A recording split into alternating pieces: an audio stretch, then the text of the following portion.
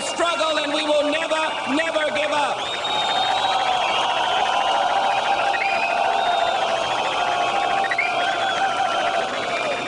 I am privileged to stand here with Republicans and Democrats. My dear friends, Congressman Ted Poe, Congressman William Lacey, former Congressman and Mayor Bob Filner, a freedom rider, and we stand here united as Americans, Republicans and Democrats, fighting for freedom with you, and we are never giving up.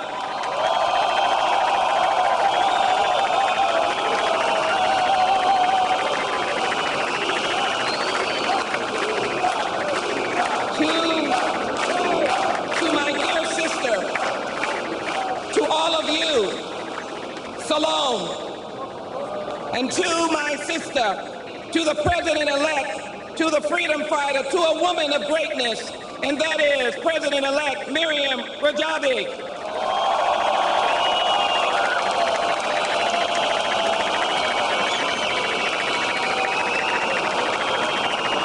I want to share with you in these few moments an appreciation for who has come here to be with you.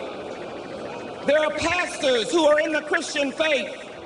I hope that they will stand up wherever they might be. I want you to know that they have come from America.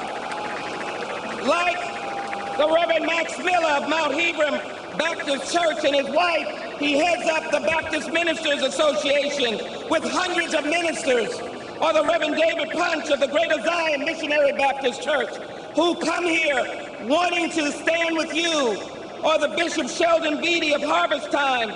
They come from the great state of Texas and from Arkansas and places beyond. They have come to stand with you.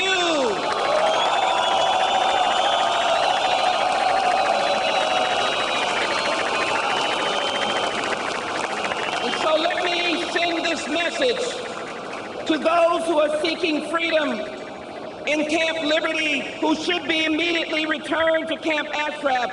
I am speaking to my brothers and sisters in Camp Liberty and the children that are there, the children that I want to lead a free Iran. We will not abandon you. We are going to be with you, and you're going to be free.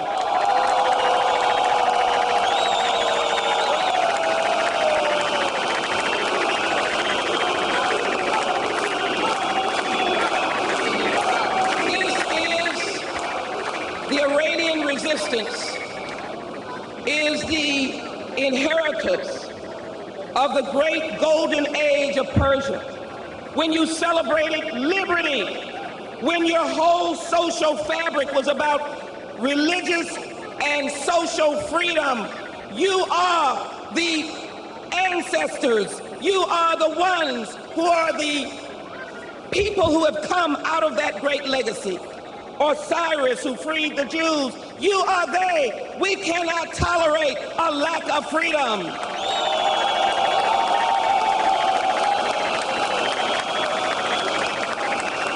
Your struggle is my struggle. And the brutality of last week's attack, please understand that there is no divide between those in the United States who would condemn the dastardly brutality of last week, including the Secretary of State who denounced it and whose heart and mind recognizes that we must free those who are struggling in Camp Liberty. Free them. Let them go on to Camp Ashraf.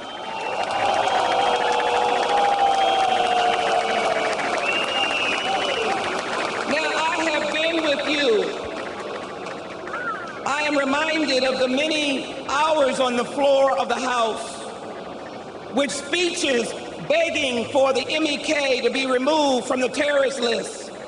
I remember, like you, the attacks, the disparaging remarks.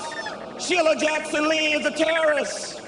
I was not going to be moved, because when you are right and you stand with the great history of the people of the Iranian resistance, you cannot be moved.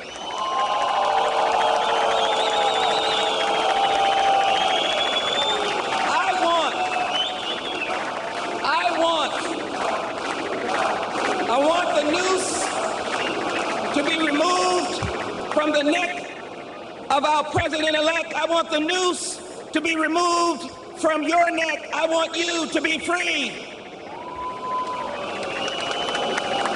Many of you know that I have spoken often about our common travels.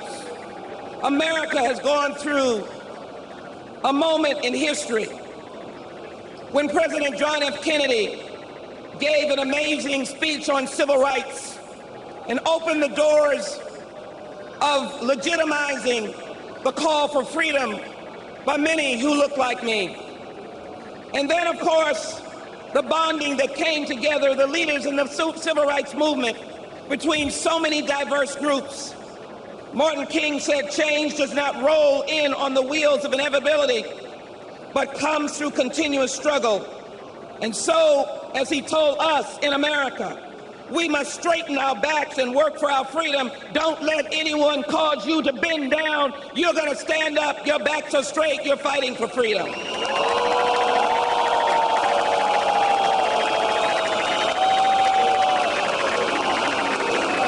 I want you to understand that the Iranian resistance all over the world, you have come from all over the world, is proud and tolerant. You will not concede to the abduction and brutal murder that occurred to the president of the Iraqi Women's Syndicate, who was assassinated because she was a fierce opponent of the Iranian regime's deliberate intrusion in the lives and the Iraqi political, social, and economic system. And so it is our challenge and our duty to be able to stand up for those fallen soldiers, men and women, who are no longer here to tell the story. Many of you remember, and my heart is still pierced, because I remember this young college woman lying in the streets of Tehran. Many of you remember that, with blood around her. I will never forget, nor will I forget the sisters who have come to me in Congress and in the United States to tell me of their children. I want them to know, all of you, that you will see your loved ones out of that camp. For those who have died will not die in vain. We will see them come and they will be free.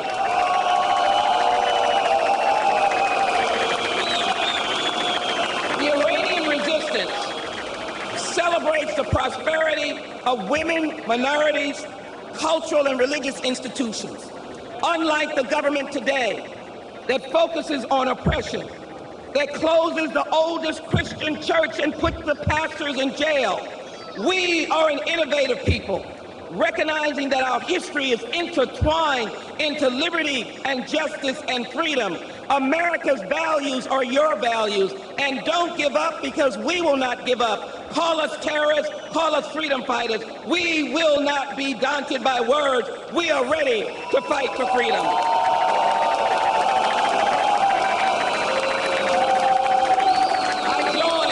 With President-elect Rajavi, that all women must have equal rights. As a member of the House Judiciary Committee, I join with her in an independent, separate court system that is not influenced by the religious community to give an unfair justice in terms of whatever religion you are. If they don't like it, you don't get justice. We want a system that is pure, that respects all religions. As I said to you, we started this journey with a number of my friends here some very long time ago. In addition to the floor speeches, many of you know that I've called and called our leaders when we were fighting to be able to remove the MEK off of the terrorist list. We wrote letters. We talked to the Secretary of State. You filed lawsuits that we supported. And of course, I remember in dealing with the early stages of Camp Ashraf, talking to the special envoy 2 and 3 and 4 in the morning, not because I'm a member of the United States Congress, but because it was right. My heart was there. You deserve it. And we have to stand like that no matter what time we are called on to stand.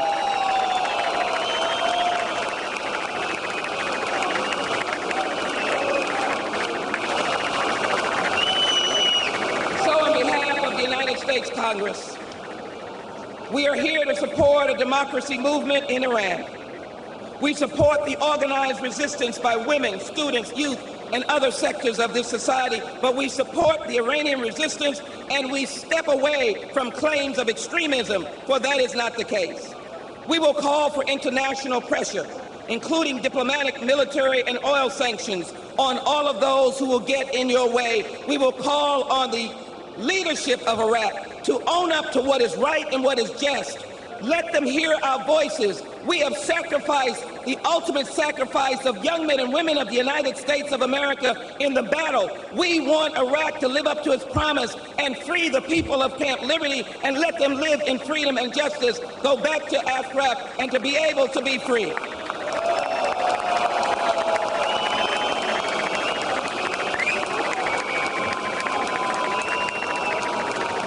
And so, my friends,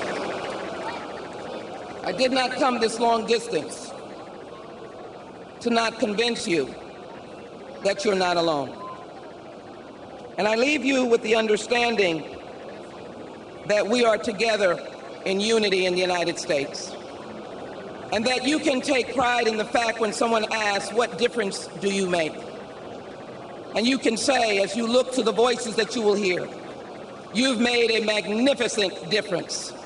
And again, as those of us who lived through challenging times in America and were able to rise in the sun with Dr. Martin Luther King, who understood that it is all about America's values. It is, in fact, to be able to recount for you in my final words that when he sat in a jail in Birmingham, he wrote a letter to those who accused him of being an agitator who should go away. And this is my final entreat and challenge to you. And it is one that I take home in my heart. He said these simple words: injustice anywhere is injustice everywhere. If there is injustice in Camp Ashraf, the world must stand with you. And as they stand with you, we shall overcome. We shall overcome. We shall overcome.